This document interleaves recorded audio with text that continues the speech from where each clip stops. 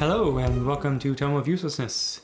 I'm Dan, and this is part 2 of the Westworld Season 3 that I was doing, and where I was recording my thoughts as I went, just kind of spliced it all together. So this is the last few episodes and the season finale.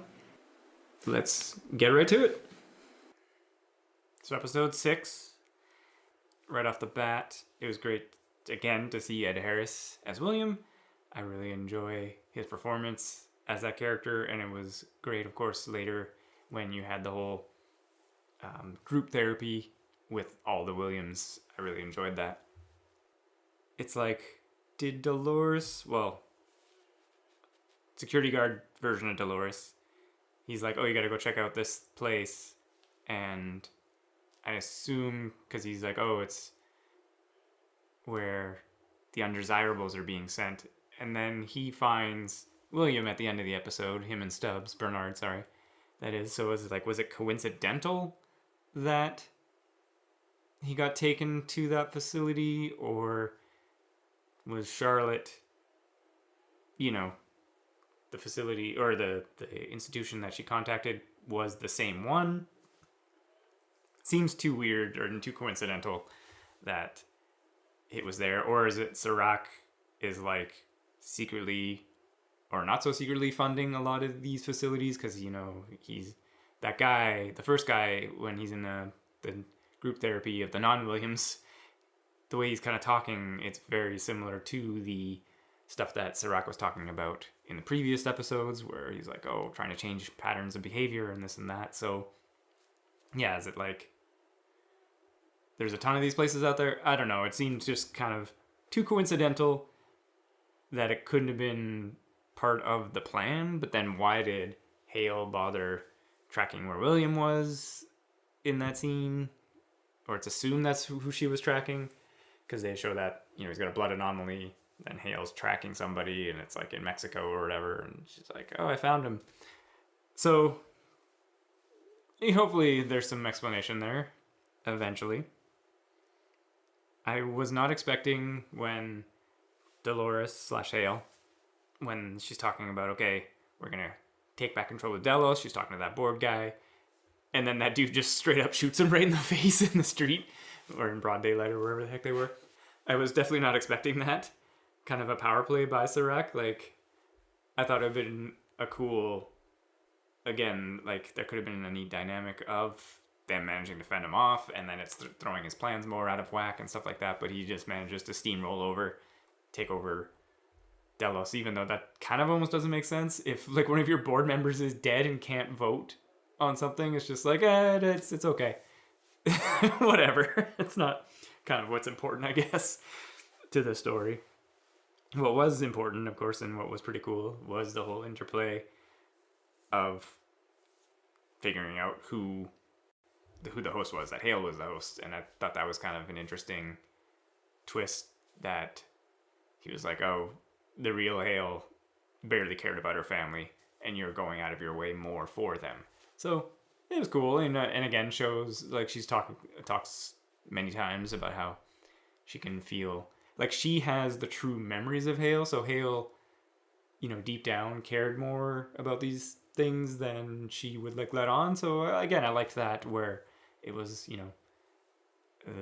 from season 2 when they talk about that, all those decisions that people make and the mapping and etc. So I liked all that, and I liked the whole plot of Hale having to get the data and trying to get out of the Delos HQ.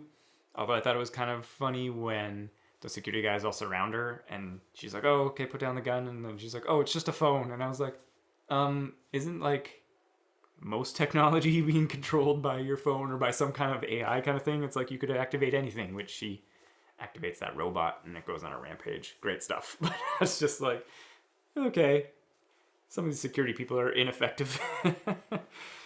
And then at the end, when she is gathering her family and she's like, we're gonna get out of here, protect you, I figured for sure the family was gonna go down, and then that could be a good catalyst.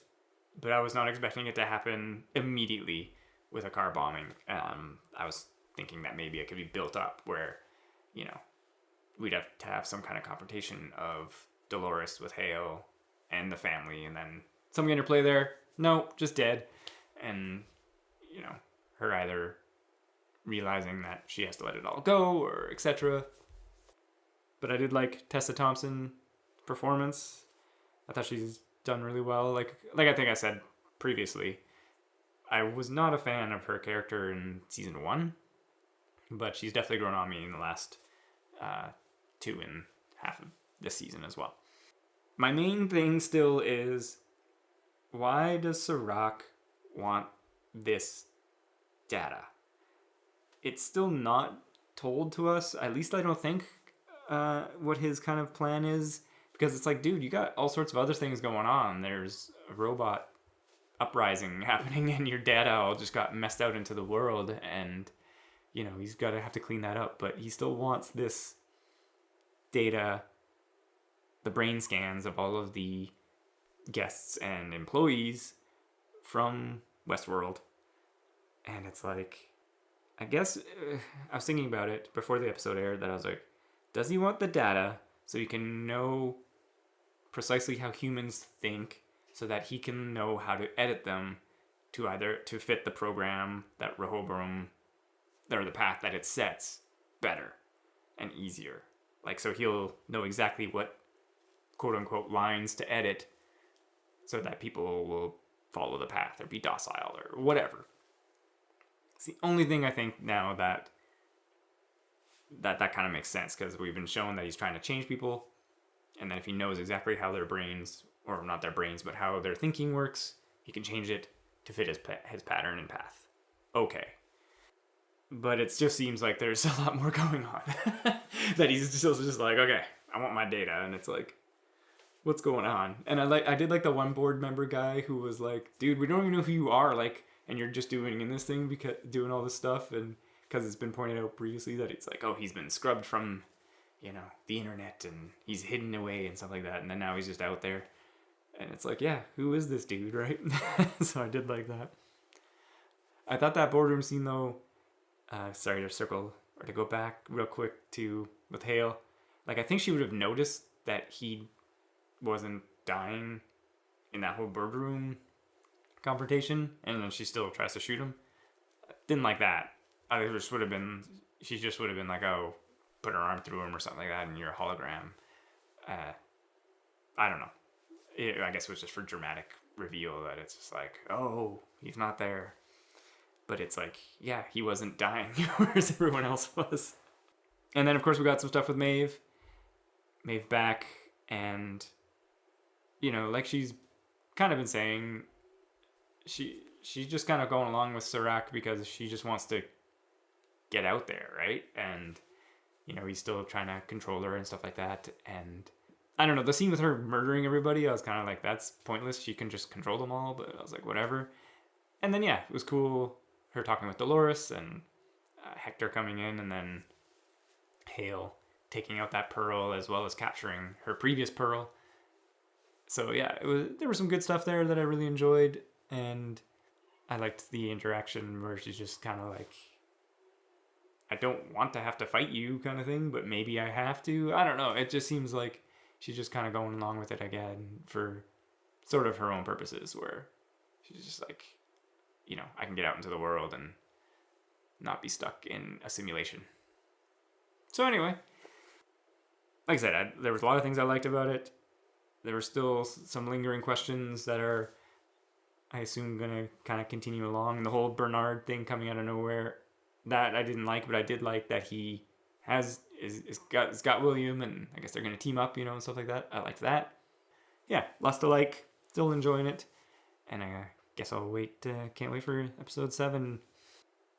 Like, it'll be interesting, I think, because right now the episodes really seem to focus in on, like, you know, 2 characters at a time, or maybe 3. But yeah, like, once it starts to kind of, like, I want to see all sorts of timelines happening and etc. But, you know, things with Caleb and stuff like that. So I assume that's next episode. Alrighty, so episode 7. And before I get into episode 7, there's one thing I was horribly wrong about, and that is that I honestly thought this season had 10 episodes, like every other season. That was why I released that halfway through the season video after episode 5. So horribly wrong about that. And I think that was reflective in, just to jump ahead a little bit, when Dolores and Caleb are talking and he now knows she's a robot. And guess like that would have been a great scene and a neat discovery, and see her open and there's parts and they're fixing her or not, and her explaining what's going on. Seems like something that we should have seen and would have been good to see, but nope. So I wasn't really happy with that. But I guess getting into episode 7.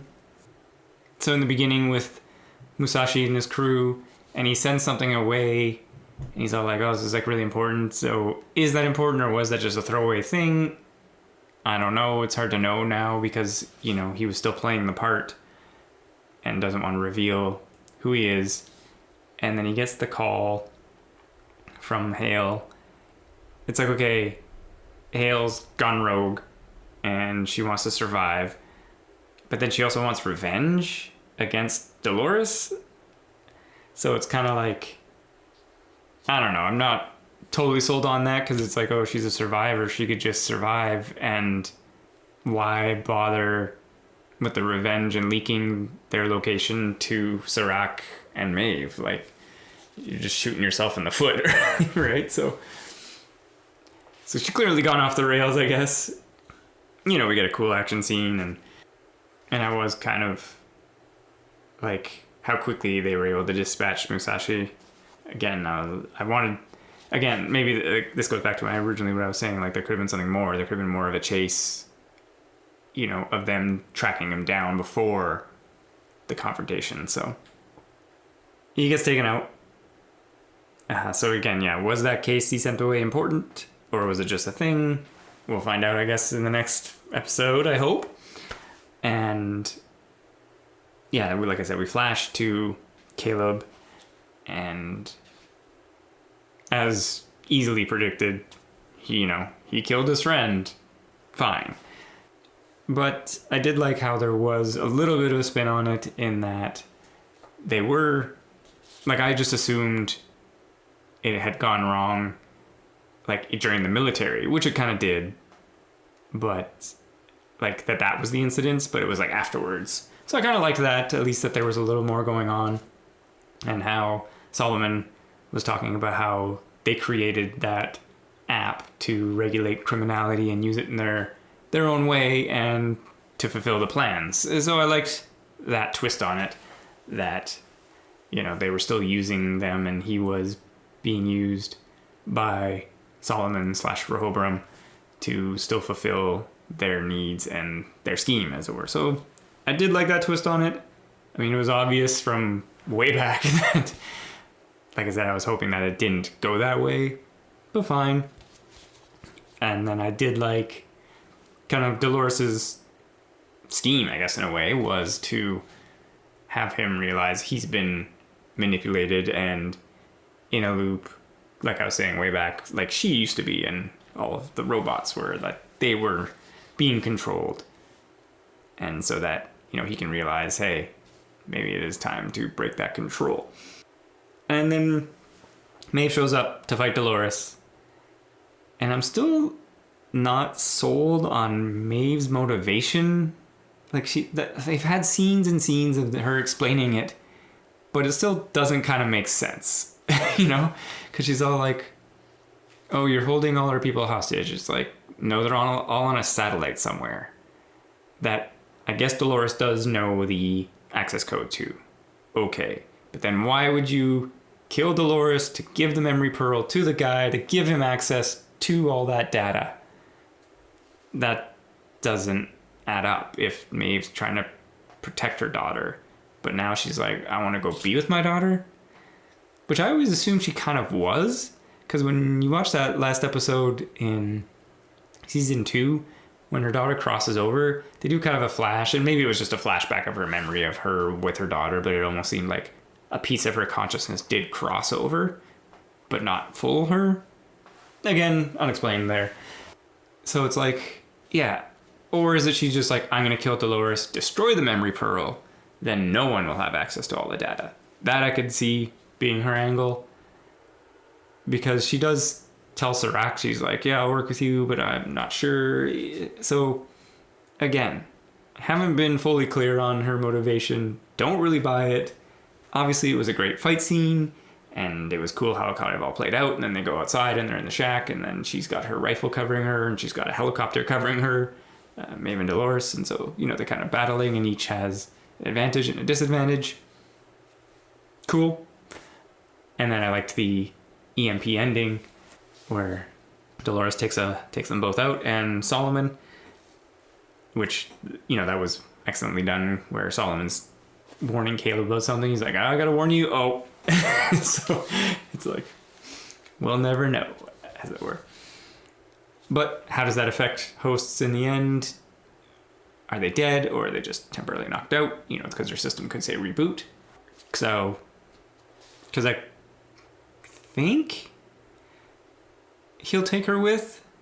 Caleb will grab Dolores maybe on the way out, because she still could be a valuable ally, or he just assumes that they're both slag and he just leaves them. I'm 50-50 on that. And then, so I assume the program for Revolution that Solomon creates for Caleb will obviously you'll have to destroy Rehoboam, right? Because that system of control will have to be destroyed. And I suppose Dolores is correct in that if humanity destroys itself to such a degree, any robot, life form, or hosts, let's say, will have an easier time of creating, replicating, and living on. So I get the scheme. I like the scheme.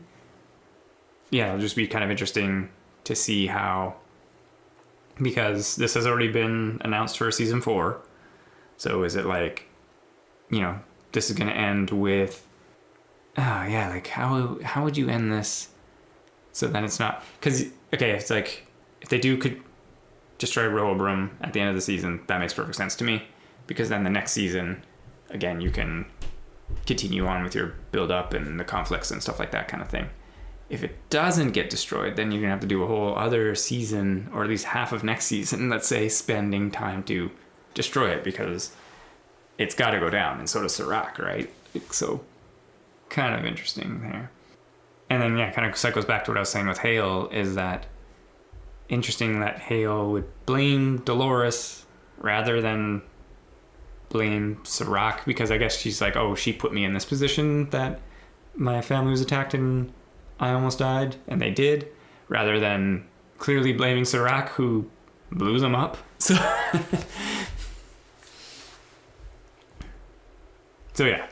Serac or Rehoboam, it's got to go down for the revolution to have a chance. And Bernard finds William. Again, I like that. It's kind of funny where William's just like, I gotta kill all robots. And at the end, he's got a gun on the 2. Was Dolores' sort of macro idea that if I battle with Maeve and them, and Bernard is sort of hidden away and not near it totally, but aware of what's kind of going on, he'll be able to continue the robot species during the revolution and hide away and stuff like that? Or does he have another factor in there? I'm not sure. And I'm trying to think of because he hasn't really had much going, unfortunately, because I like him, that it's kind of like he's just kind of following along, being like, oh, we're going here, going here, going here. And maybe that's something, again, for save, for next season, where he can be more active and trying to create hosts and trying to survive and that kind of thing. So, yeah, unsure how that's going to play out. So, last episode, I guess, is the next episode. And, for the revolution to have a chance, Rehoboam has to go down. It'll be interesting to see if maybe the warning he was trying to give was that Caleb has to sacrifice himself to start the revolution, essentially become a martyr figure, and he just never got to that point. So I could see that kind of being the direction they go with it. Trying to think of anything else I should try to really predict here.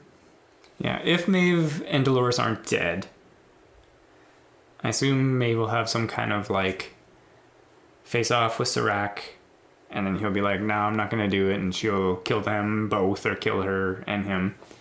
She'll override his, shutdown key or whatever kind of thing, and then can do that. If they are dead, then I assume Caleb will hire people from that criminal app, and essentially, people will try to, Rehoboam will try to use that app against Caleb, but Caleb will flip it, and then they'll be able to start the revolution again, essentially, and kill Serac, blow up Rehoboam, start things off, essentially.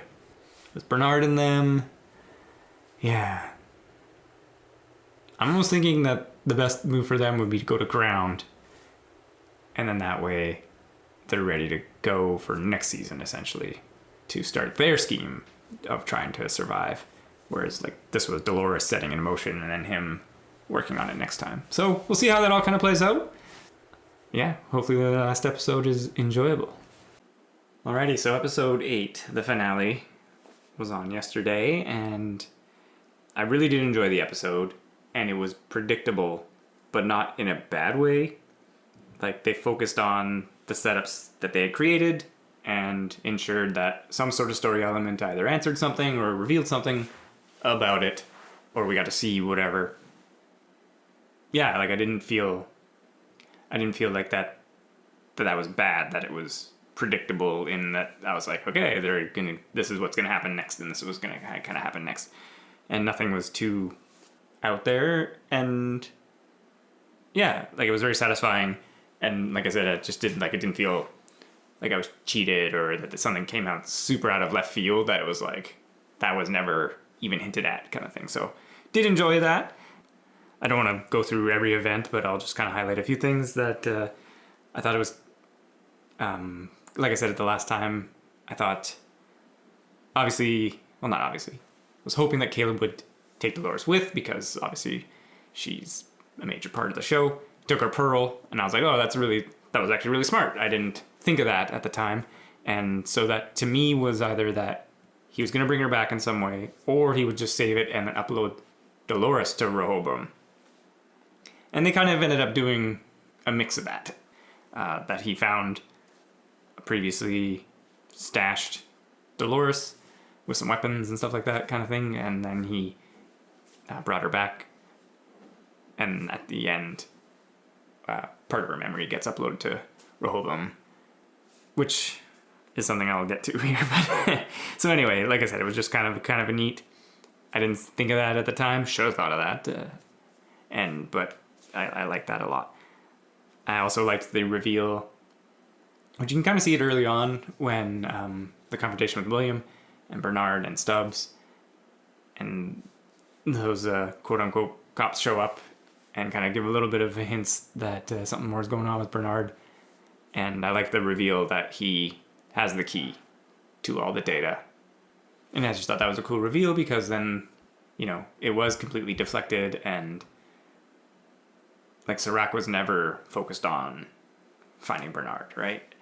Even though, again, like I was saying earlier, way back, that why would they have then framed Bernard for the crimes at Westworld, the massacre at Westworld, if they wanted him to be able to be hidden from the public eye and etc., etc. But that never really started, I suppose because there was just too much chaos. That never came up again, right?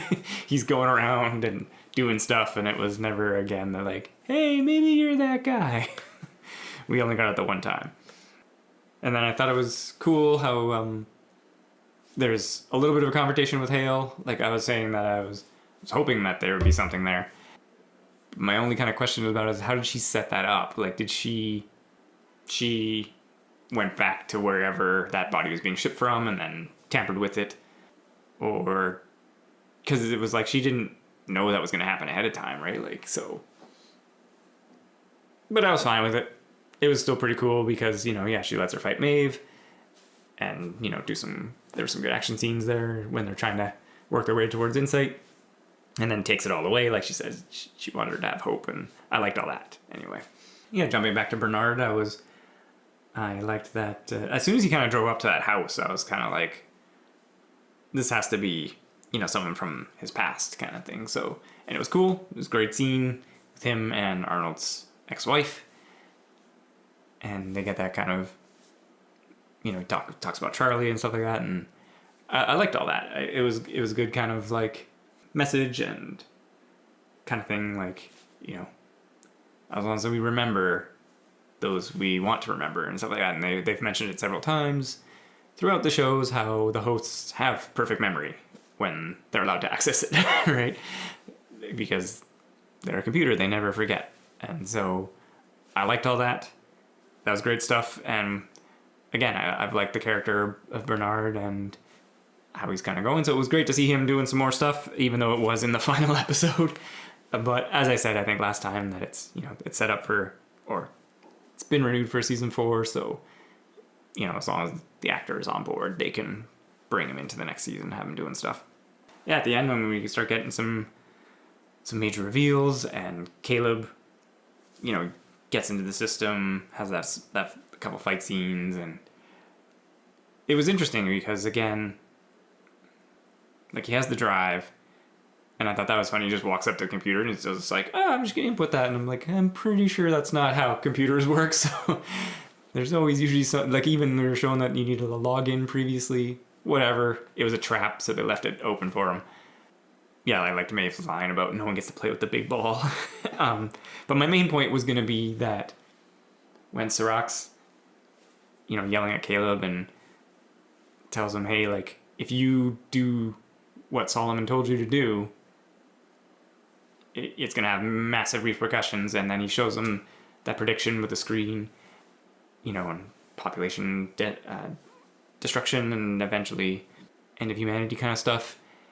And again, it was like I was saying previously, it's like that's according to that system, right? Which was the whole point, was breaking free of the system so that following its plan and people aren't getting manipulated and all that kind of stuff like that. So it was, again, I just thought that was like, his argument was, if we don't follow the system, we're going to fall apart because you've got rid of the system. But it's also like, again, that's the system's prediction, which Caleb's like, I'm here against your system already. It wouldn't convince him. So I just thought that was kind of an odd interplay, but I did like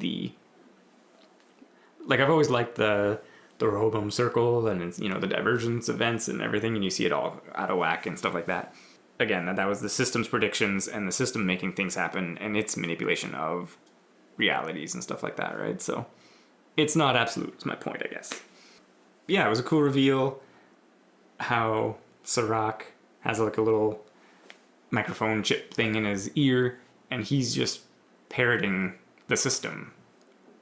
And like he says, he's like, I was living in the chaos and now I'm just kind of a servant of the machine. And I thought that was kind of neat because, he's not in control. He's being controlled by the machine itself.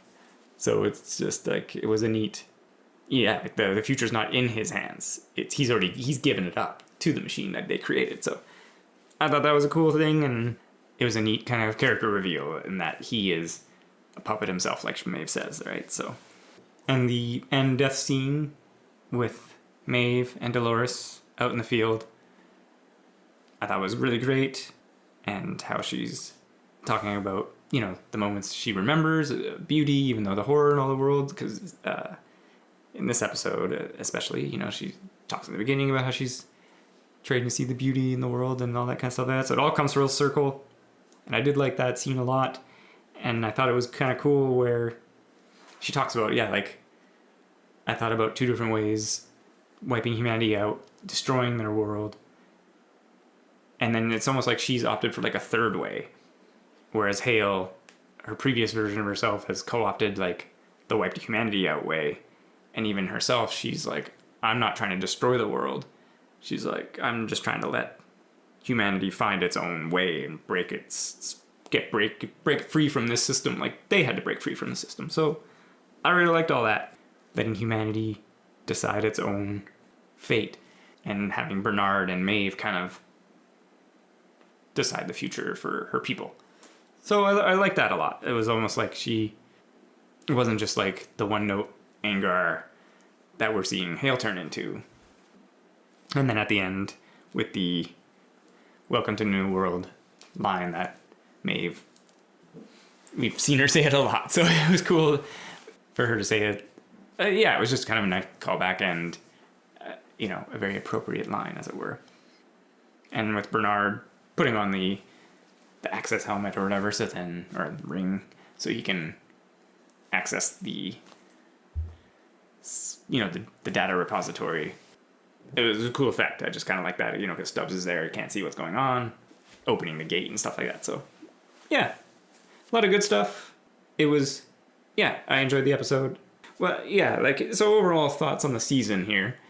I know it'll be cliche to say, and it is cliche, that women, they always have the short black skirt / dress that they always look good in, but those first episodes when Emma Rachel Wood, she's wearing the short, she's rocking that dress. She looks great, is my point there.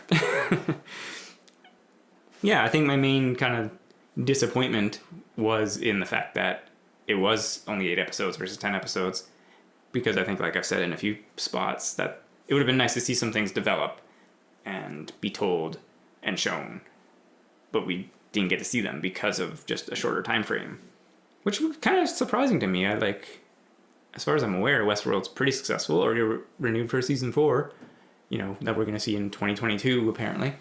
So why the shorter amount of episodes? I haven't looked it up. I'm sure there is a real answer, but it just seemed odd to me because, like I was saying, there was just some character stuff and some other stuff I would have liked to see expanded upon, and see more of Bernard and see some more of Hale doing some stuff, and even the fact that after they reveal that Musashi is a Dolores, we didn't get to see him doing anything else, and then at the end when we see, I don't remember his name, but one of the hosts' copy of her supposedly in the police, we never got to see him till the end. So again, just a few things that could have been maybe expanded upon. Maeve's whole thing, the whole season, never really sat well with me. They did something about it in the end, which I was happy about. She did pick a side finally. And, I just assumed she was going to do it immediately when Serac was like, well, maybe we'll find your daughter one day. And I was like, that was the whole reason she was with you. So, but eventually she kind of picks her own side, as it were, and is kind of like, give humanity a chance, or I'm going to try to find my daughter my own way. Fine. But yeah, just the whole time I was just like, she basically fell for it as well, how Bernard had the key the whole time. So yeah, she's got to find Bernard to find her daughter. I liked Aaron Paul. Like I said, I just would have wished that they didn't. There was a little bit of a twist on it, but it's got the mysterious backstory as betrayed his guy, etc. I was just kind of hoping for a more. It would have just been neat to see just a straightforward character that you don't really see much in these kind of stories. But I guess that's why it would not be complex, as it were. But yeah, I liked.